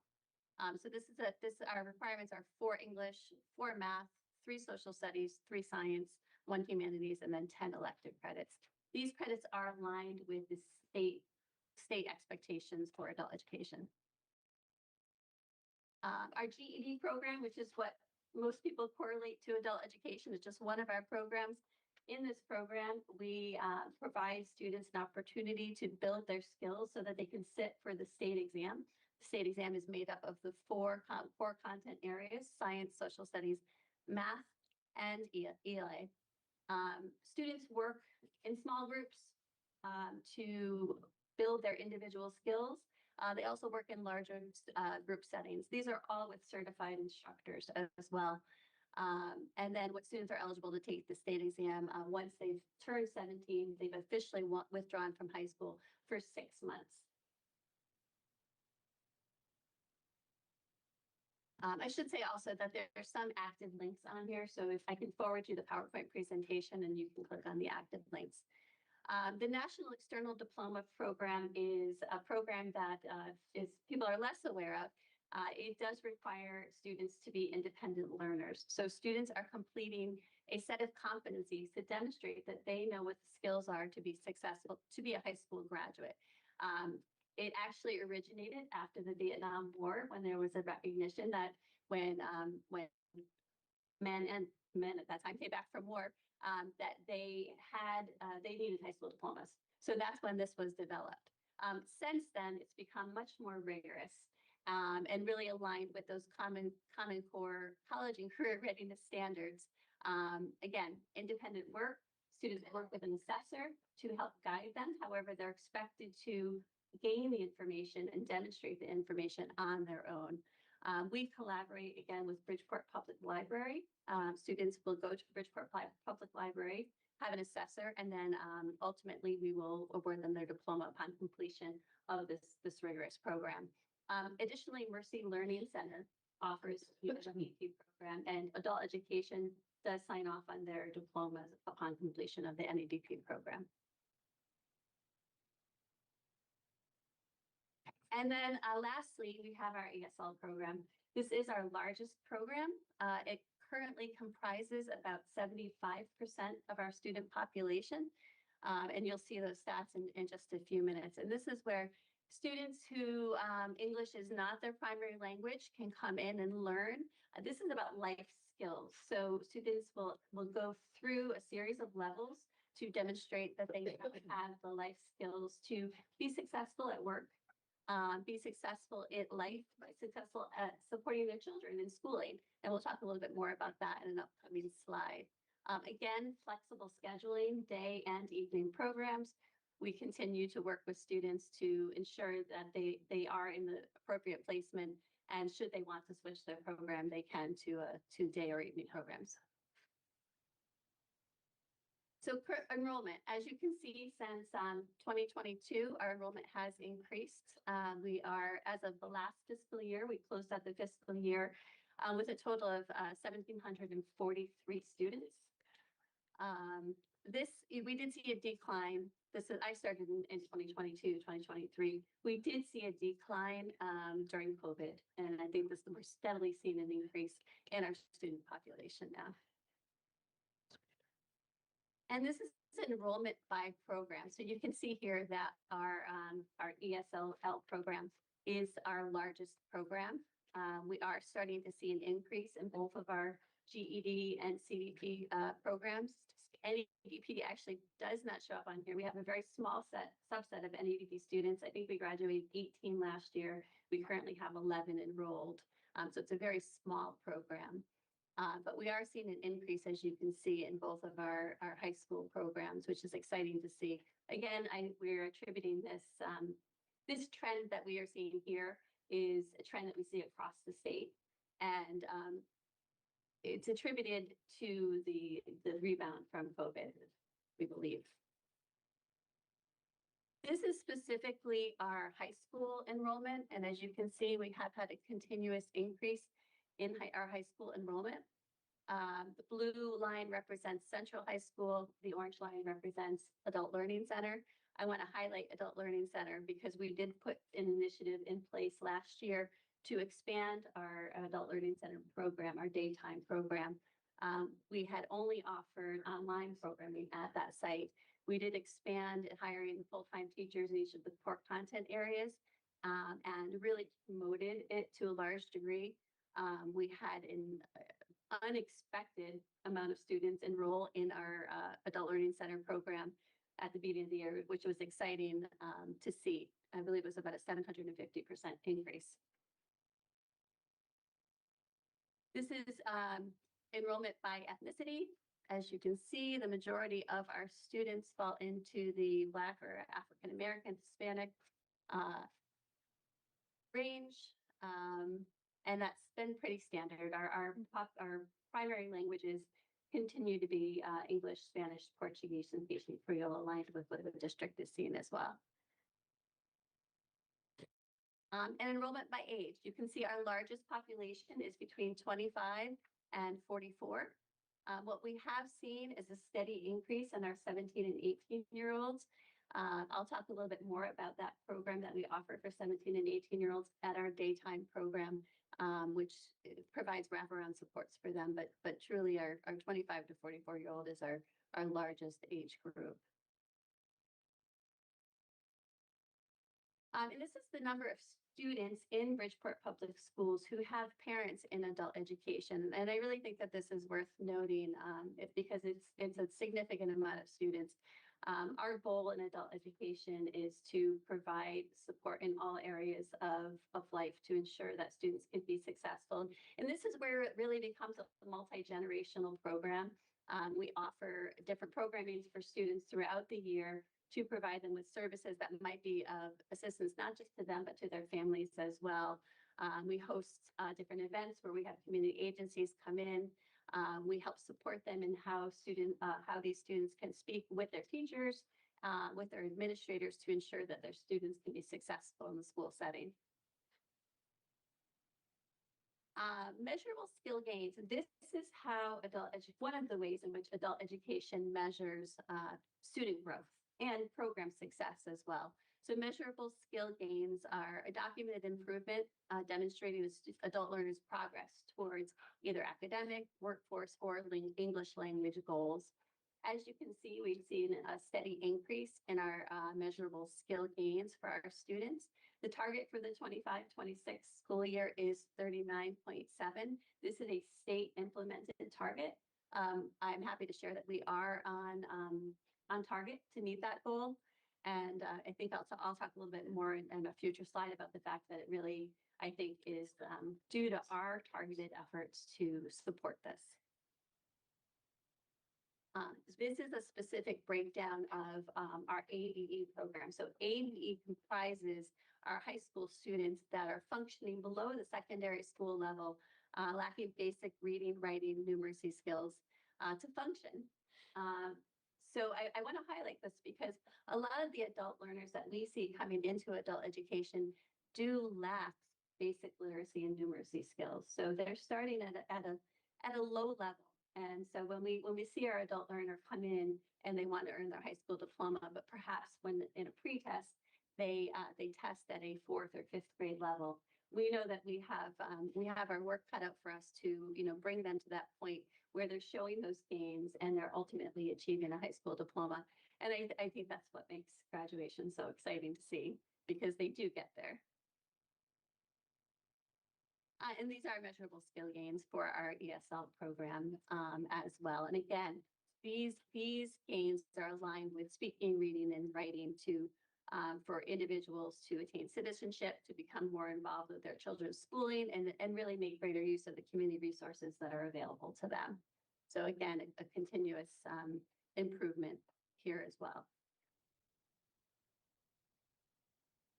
And then diplomas awarded by year. So you can see we had a dip in 2022, 2023. Again, this follows the state trend. We saw a decrease in our high school enrollments across the state. They saw a decrease in the number of diplomas awarded. That was pretty much aligned with the decrease in enrollment.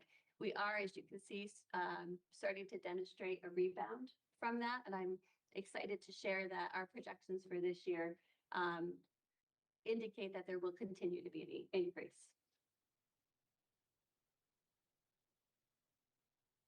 And then just a snapshot of some of the initiatives that we've been working on over the past 3 years. So initially, when I was onboarded in 2023, it was really my goal just to really assess the program, ensure that resources and workflows and alignment to the state district and plans were really put in place. We refined some of our organizational roles within the program and updated some practices to really align them with the state expectations. Additionally, what we did was we moved from a handwritten registration process for our 1,400 students and went to an online registration system. I can tell you that was a game changer because it's a lot to register 1,400 students by hand, especially if English is not their primary language. So we were really excited to have this put in place. And I just have to share too that we have a great team at Adult Education, and really it was all hands on deck to make this happen. I really want to acknowledge that great team. And then additionally, we also launched an outreach campaign back in 2023. We created program flyers. We hosted high school counselor sessions to ensure that they have the necessary information to share with their students. We did bus advertisements and we did a billboard display. As you can see here, this was on I-95. 2025, 2026, we again moved away from paper and pencil, but this time it was due to our testing. We moved to electronic testing, another game changer. Now we have the ability to see real-time information about student levels and be able to make targeted efforts to support these students.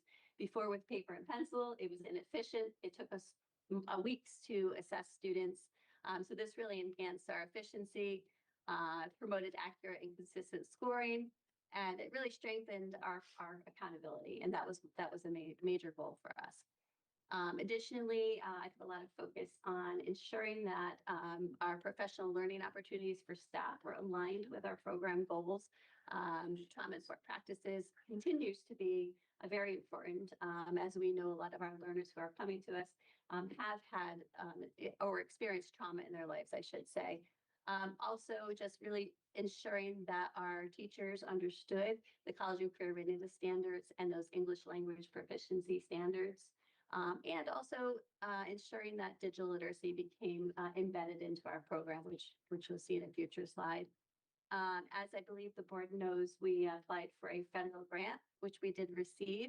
It gave us an additional $110,000 to really promote some of those initiatives around workforce development and digital literacy, and also supporting our 17 and 18-year-olds. So that's something that we've really, it's a 3-year grant that we continue to receive. It is a renewal grant, but as long as we're demonstrating outcomes, then we'll continue to receive that in the upcoming for 1 more year.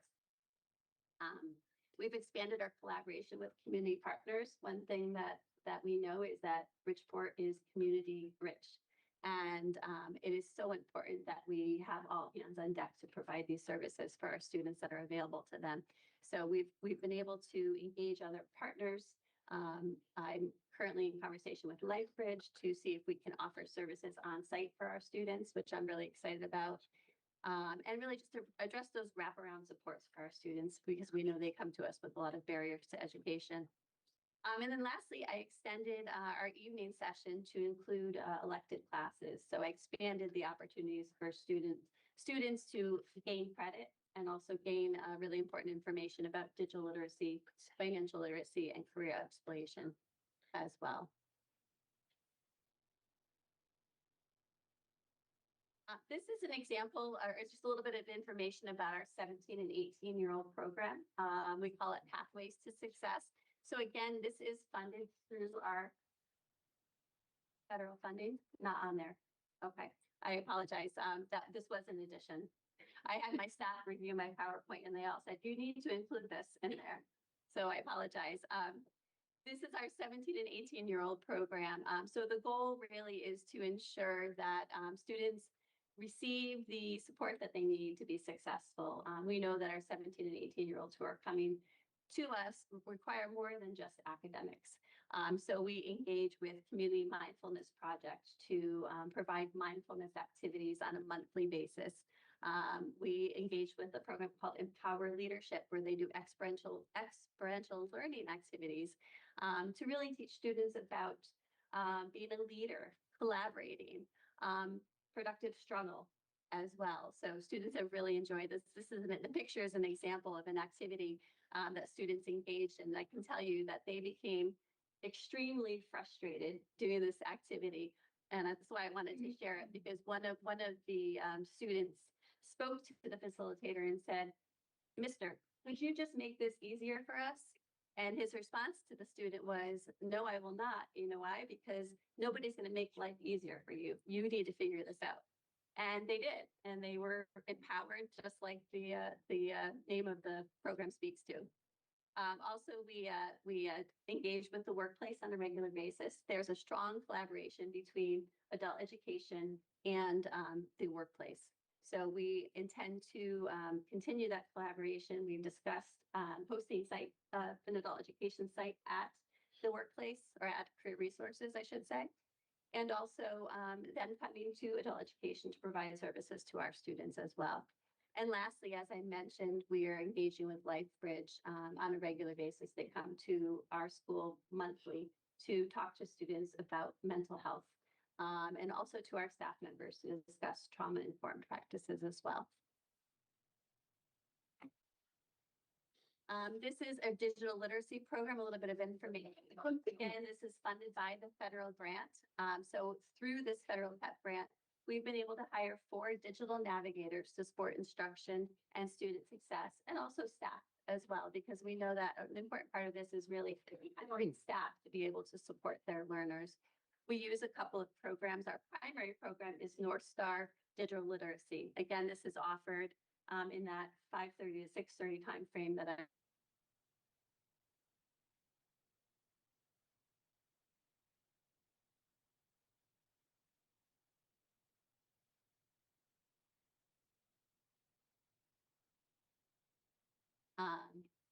and additionally, our digital navigators like to use the Go digital literacy curriculum to support student learning.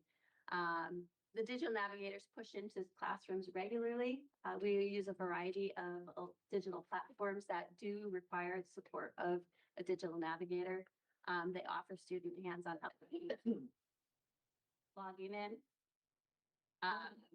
and navigating the platforms to make sure that they can be confident, not just now, but really as, not just as learners now, but really when they leave our program. We want to make sure that students have the access and the ability to apply for jobs, to fill out that college application. So this, and to support their children. And then lastly, we know that programs that have become more independent, engaged, and persistent, we definitely see students empowered from the time that they come on and they don't know how to use a computer to the time when they complete this program. And lastly, here we are this year. So this year we did launch an electronic attendance tracking system. I'm excited to share that we now have real-time data about attendance, which is aligned with our pre and post testing. And again, we really rely on this to demonstrate our outcomes in adult education. This relieved the administrative burden that we saw, so I could free up our data manager to do other things like view data, inform instruction, as opposed to entering in attendance, which was a requirement of her based on the paper and pencil setup that we had prior to.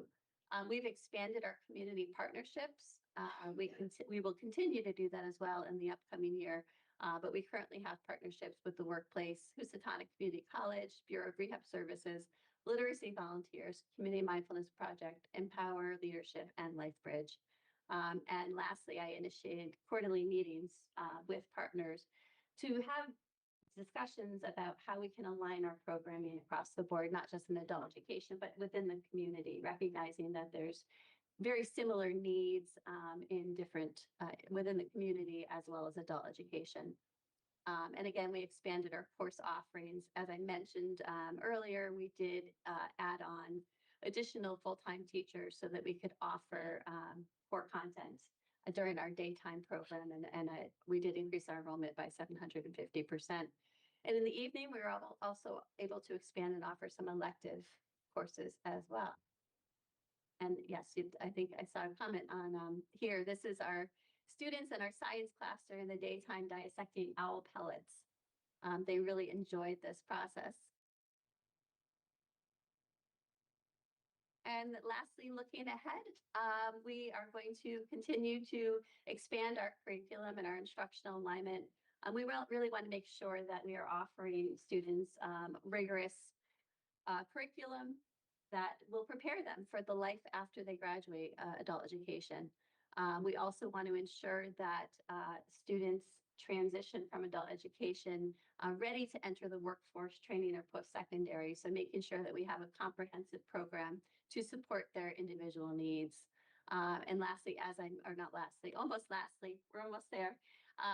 Strengthening community partnerships with our local partners to really work together to provide those opportunities for students, not just in the workforce, but also in the wraparound support services as well. And strengthening community access to adult education programs. Right now, I'm in conversation with several partners. And Mr. Traber, I think that this speaks to what you were saying earlier on, really assessing where there's some needs that perhaps we're not meeting. As I mentioned, we continue to do outreach. One thing that is not unique to Bridgeport adult education is that we know there's a large population of individuals out there who need high school diplomas, who need English language services, who are not accessing those resources. So again, not unique to Bridgeport. However, there are different things that we can do to try to identify those pockets. So really working with, as I said, the American Job Center is one of them. Alliance is another one that we've been in communication with, and the Bridgeport Rescue Mission as well. And then I really continue to promote relevant and timely professional learning to meet our growing program. Really trying to make sure that we have a continuous cycle of improvement. I really encourage staff to be involved in the process. I think that's why we are here, why we've gotten to this point now, is because staff are really engaged in the process and really help me to understand what the needs are, not just of the program, but of our students as well. Some of the resources that I talked about are included on this slide right here. Again, these are active links, so you can go ahead and select the links once I forward this PowerPoint presentation to you. And if you have any questions, I'm happy to answer them. These are also our socials that you can access. If you're listening online, we welcome students. It's never too late to learn, and what we always say. I always tell students the first step is the hardest one, coming to adult education, but we're excited to have you. So if you have a friend, or if you have a family member, please encourage them to come to our daytime program, come to our evening program. We are there to serve you. Any questions? Mr. Medina. Thank you very much. I couldn't wait to get on the mic. I just wanted to say thank you to Miss Stevens and her presentation. Also, I'm a huge fan that she knows also of the school's counselor, Miss Anna Freda. I've worked with them directly and indirectly with so many students, and I encourage all of you that if you got anybody that wants to enter into this program, they are fast, they are motivated. You know, I appreciate her presentation on the 2023 and beyond. She sets forth challenges, noticed challenges, and she has gone way and beyond. She's made different benchmarks for herself, and she's always motivated and moved the bar every single year, and she has exceeded herself in everything. So I can't believe somebody would want to try to compete against her, because this program is rising, and we're going to continue to help. Ms. Stevens, thank you very much for all you do, and all those students that mean the world to us, because those are our students' parents that you're teaching and bringing forward. And when we're meeting those students when at their crossroads when it comes to education, if they don't want to and they can't, do the studies inside the classroom for whatever reason, they can meet their need and get their GEDs and get their diplomas through this program. And I've seen many graduated, and so many millions of jobs has opened because of this program, because now they have their GED and they can go on to higher education, also to trade schools, because of the program that she runs with her people. So just want to commend you again. You know how much love I have for you and for your program, and anything we can do and I can do directly, let me know. Thank you again for coming. Thank you, Mr. Traver, for having them come and report to us. And I applaud you also in that 750% increase in that section that you had told us about. So keep up the good work and anything we can do. Again, Trevor, thank you for bringing them forward to us. Thank you, Mr. Medina. Mr. Woodson, Mr. Benham? Yes, I do. Thank you.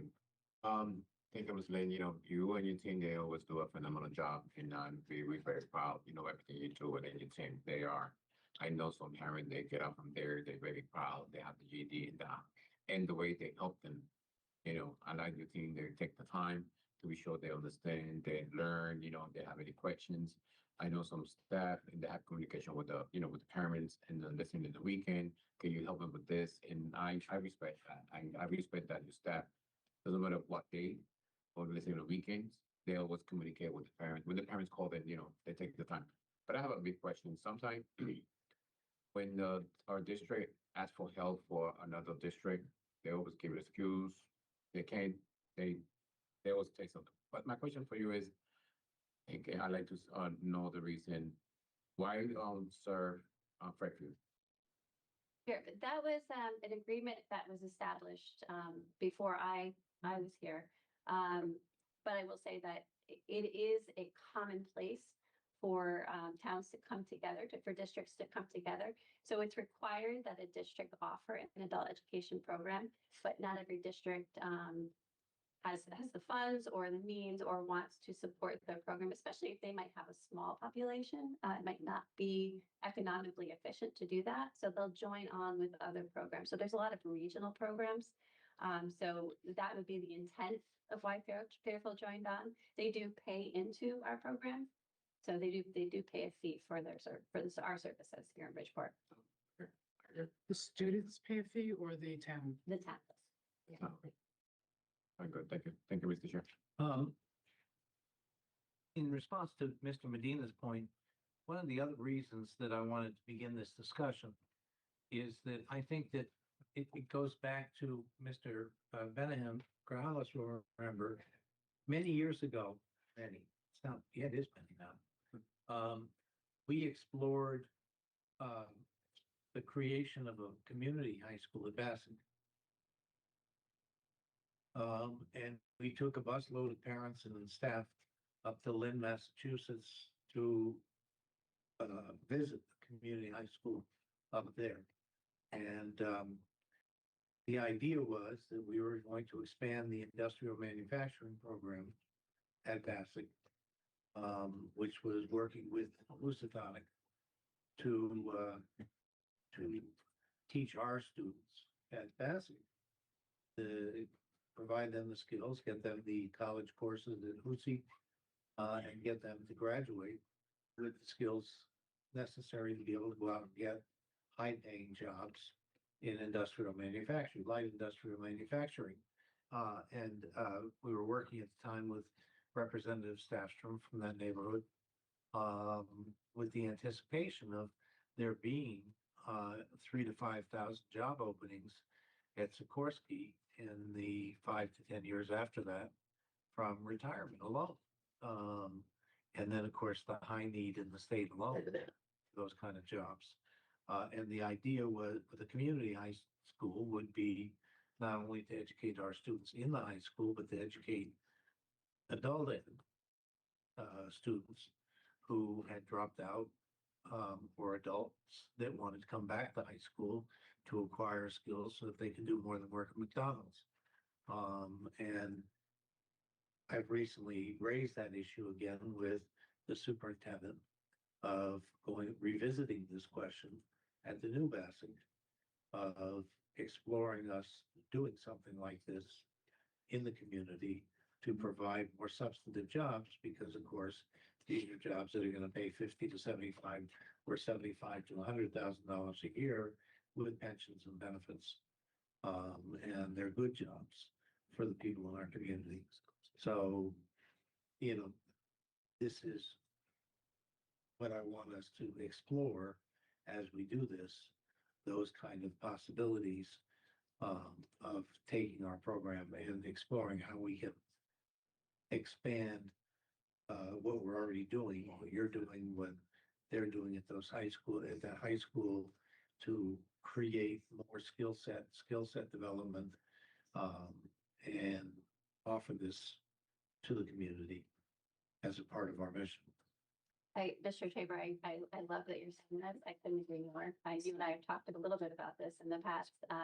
This is the direction of Bridgeport Adult Education. I think the more people involved, the better. That's what it's all about. You just summarized it very well. We are, that quarterly partner meeting that I discussed, we have people at the table that are talking about how do we align our services? We have the American Job Center who has free training for individuals. They place them at Housatonic Community College. What can adult education be doing to prepare those students before they get to that point? Is it offering math for manufacturing or math for healthcare? So really aligning our services so that each community agency understands what's available and what's needed for our community members. Right. Okay, great. So to me, this is the beginning of a discussion, ongoing discussion on how we can maximize what we're doing to further that in the community. Wonderful. I welcome the opportunity. Great. Well, I appreciate your coming. Are there any other questions, Mr. Woodson, Mr. Medina, Mr. Benaengravez? No, thank you. Just one comment, Mr. Traber. Yes, sir, Mr. Woodson, go ahead. Yes, I just wanted to bring up the point that, you know, I think it was earlier last year, we had lost a Job Corps. And, you know, with the, you know, going with all the money being taken away from our federal education, you know, and stuff like that. So I was hoping that maybe we could do something in Bridgeport that could replace the things that Job Corps did. You know, I know a lot of kids from this area went to that program. They got skills, you know, they got like driver's license and, you know, whatever. I don't know what exactly Job Corps does, but I know it's a real important part of educating kids that, you know, have a hard time, you know, going to regular schools and stuff like that. So there's something that we can do that is similar to what Job Corps has, and you know, I think that will help boost the program up a little bit. Just my opinion. Thank you. Thank you, Mr. Woodson. Okay. Anything else? And I'll entertain a motion to adjourn. So moved. Moved by Mr. Benahan, Second. seconded by Mr. Medina. All in favor? Aye. Aye. Thank you all very much. Stay warm as you can.